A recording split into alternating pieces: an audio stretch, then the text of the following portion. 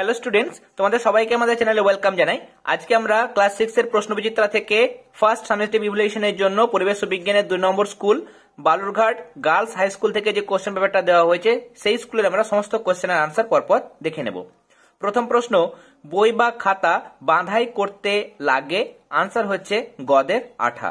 এরপরে ল্যাক্টোব্যাসিলাস হলো এক ধরনের কি ব্যাকটেরিয়া এবং যা কি করে দুধ থেকে দই তৈরিতে সাহায্য করে।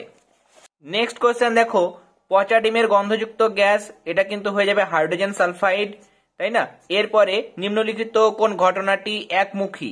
একমুখী এক্ষেত্রে আমরা দেখতে পাচ্ছি লোহার মরচে পড়া। একবার মরচে পড়লে সেই মরচে থেকে কিন্তু লোহা পাওয়া যায় না, মানে সেই যেটা মরচে হয়ে গেল সেখান থেকে কিন্তু বিশুদ্ধ লোহা পাওয়া যায় না। তাহলে এটা হচ্ছে একমুখী পরিবর্তন। আচার ভালো রাখতে আমরা ভিনিগার ব্যবহার করি, তাই না? ভিনিগার মানে হচ্ছে মনে রাখবে অ্যাসিটিক অ্যাসিড। নেক্সট কোশ্চেন, সোনার ল্যাটিন নাম? সোনার ল্যাটিন নাম হচ্ছে অরাম। আর ক্যালিয়াম এটা হচ্ছে পটাশিয়ামের ল্যাটিন নাম। কিউপ্রাম এটা হচ্ছে কপারের ল্যাটিন নাম, এটা কপারের ল্যাটিন নাম। এটা পটাশিয়ামের ল্যাটিন নাম। ফেরাম এটা হচ্ছে আয়রনের ল্যাটিন নাম। এরপরে 2-1, ম্যালেরিয়ার ওষুধ কি থেকে তৈরি হয়? লিখবে ম্যালেরিয়ার ওষুধ হলো কুইনাইন, যা সিঙ্কোনা গাছের ছাল থেকে পাওয়া যায়। অথবা দিয়ে প্রশ্ন, চটের বস্তা তৈরি করতে কি ব্যবহার করা হয়? পাটের তন্তু ব্যবহার করা হয়। তাহলে পাটের লিখবে তন্তু। একটি পর্যাবৃত্ত ঘটনার উদাহরণ দাও। লিখবে দিন রাত্রি ঘটা, দিনের পর রাত আবার রাতের পর দিন, এটা কিন্তু পর্যাবৃত্ত ঘটনার উদাহরণ। চিনি কি কি মৌলের পরমাণু দিয়ে তৈরি হয়? চিনি মানে হচ্ছে C12, H22, O11। তাহলে চিনির মধ্যে কি কি থাকে? কার্বন থাকে, হাইড্রোজেন থাকে এবং অক্সিজেন থাকে। এরপরে 3-এর দাগে প্রশ্নতে চলে যাব। প্রথম প্রশ্ন, একটি মোমবাতি জ্বালিয়ে কাঁচের গ্লাস দিয়ে ঢাকা দিয়ে দিলে কি ঘটনা ঘটবে এবং কেন? লিখবে যে মোমবাতিটি কিছুক্ষণ জ্বলার পর নিভে গেল।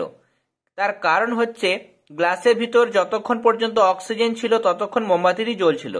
মোমবাতির দহনে অক্সিজেন ধীরে ধীরে কমতে থাকে এবং কার্বন ডাইঅক্সাইড উৎপন্ন হয়। তাহলে অক্সিজেনের পরিমাণ কমে আর ভেতরে কার্বন ডাইঅক্সাইডের পরিমাণ কিন্তু বাড়তে থাকে।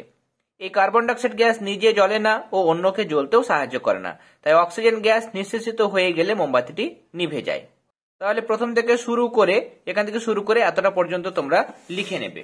এরপরে নেক্সট দেখো, অথবা দিয়ে প্রশ্ন, অম্লায়িত জলের মধ্যে দিয়ে তড়িৎ চালনা করলে কি ঘটনা ঘটবে? লিখবে অ্যাসিডযুক্ত বা অম্লায়িত জলের মধ্য দিয়ে তড়িৎ বিশ্লেষণ করলে বা তড়িৎ পাঠালে, এখানে তোমরা লিখবে তড়িৎ পাঠালে জলের তড়িৎ বিশ্লেষণ ঘটে এবং জল বিয়োজিত হয়ে সম্পূর্ণ নতুন ধর্মবিশিষ্ট হাইড্রোজেন ও অক্সিজেন গ্যাস উৎপন্ন করে, যা জলের ধর্ম থেকে সম্পূর্ণ আলাদা। এটি একটি রাসায়নিক পরিবর্তনের উদাহরণ। এরকম ভাবে তোমরা যেভাবে বললাম সেরকম ভাবে লিখবে। এবং তোমরা চাইলে সমীকরণটাও দিতে পারো যে জল, 2 অণু জল যখন ভেঙে যায় এর মধ্যে দিয়ে তড়িৎ পাঠালে নিয়ে তৈরি হয় 2H2+O2। এরপরে দেখো 2 নম্বর প্রশ্ন, উভমুখী ঘটনা কাকে বলে? উদাহরণ সহ লেখো। লিখবে পরিবেশে ঘটে চলা যে সমস্ত ঘটনায় কোনো পদার্থ বা বস্তুর পরিবর্তনের পরে আবার তাদের আগের অবস্থায় ফিরে পাওয়া যায় তাদের উভমুখী ঘটনা বলে। যেমন জল ফুটে বাষ্পে পরিণত হওয়া একটি উভমুখী পরিবর্তন। কেন? কারণ জলকে উত্তপ্ত করলে তা ফুটে বাষ্পে পরিণত হয়, আবার বাষ্পকে যদি ঠান্ডা করা হয় তাহলে সেই বাষ্পটা আবার পুনরায় জলে পরিণত হয়। 3 নম্বর প্রশ্ন, পরজীবী কাদের বলে? লিখবে দেখো যে সমস্ত জীব সজীব পোষকের দেহ থেকে পুষ্টি লাভ করে, অর্থাৎ অন্য জীবের উপর নির্ভর করে বেঁচে থাকে এবং যার শরীরে বাসা বাঁধে বা যে পোষকের শরীরে বাসা বাঁধে সেই পোষকের ক্ষতি সাধন করে, তাদের পরজীবী বা প্যারাসাইটস বলে। যেমন স্বর্ণলতা এটা উদ্ভিদ পরজীবীর নাম, ফিতাকৃমি, গোলকৃমি এগুলো হচ্ছে প্রাণী পরজীবীর উদাহরণ। অথবা দিয়ে আমাদের আজকের সেটের শেষ প্রশ্ন, ধান খেতে অ্যাজোলা পানা চাষ করা হয় কেন?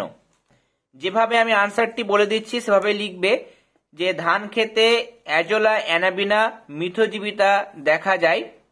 নিয়ে লিখবে অ্যাজোলা অ্যানাবিনা মিথজীবী সম্পর্কের মাধ্যমে ধান খেতে নাইট্রোজেন ঘটিত লবণের পরিমাণ বৃদ্ধি পায় এবং জমি প্রাকৃতিকভাবে উর্বর হয়ে ওঠে। কারণ এই অ্যানাবিনা যে পানা, সেই পানার মধ্যে এক ধরনের ব্যাকটেরিয়া থাকে, সেটা হচ্ছে অ্যানাবিনা। এই অ্যানাবিনা কি করতে পারে, বাতাসের মুক্ত নাইট্রোজেনকে আবদ্ধ করে নাইট্রেট লবণে পরিণত করে, ফলে ধান খেতে নাইট্রোজেনের পরিমাণ বৃদ্ধি পায় এবং জমিতে সার দেওয়ার প্রয়োজন হয় না। তাই বর্তমানে চাষিরা ধান জমিতে জৈব সার বাড়ানোর জন্য অ্যাজোলা পানার চাষ করেন। তাহলে আজকে আমরা দেখো প্রশ্নবিচিত্রা থেকে 2 নম্বর স্কুল অর্থাৎ বালুরঘাট গার্লস হাই স্কুল থেকে যে কোশ্চেন পেপারটা দেওয়া ছিল সেটার আমরা সমস্ত কোশ্চেনের সঠিক আনসার প্রোভাইড করলাম। ক্লাসটি ভালো লেগে থাকলে অবশ্যই ক্লাসটিতে লাইক দেবে। যারা এখনো পর্যন্ত চ্যানেলটি সাবস্ক্রাইব করনি তারা অবশ্যই সাবস্ক্রাইব করে নিও এবং এই ভিডিও ডেসক্রিপশন বক্সে গিয়ে তোমরা প্রশ্নবিচিত্রা 2024 ক্লাস 6 এই নামে প্লেলিস্টে লিংক পেয়ে যাবে। সেই লিংকে ক্লিক করে যাদের পুরনো ক্লাসগুলো দেখা হয়নি তারা অবশ্যই পুরনো ক্লাসগুলি দেখে নিও। আর খুব শীঘ্রই কিন্তু প্রশ্নবিচিত্রা থেকে বাকি সাবজেক্টের সমাধানের ক্লাস শুরু হয়ে যাবে। তাহলে আজকের ক্লাস এতটাই। তোমরা সবাই ভালো থেকো। All the very best.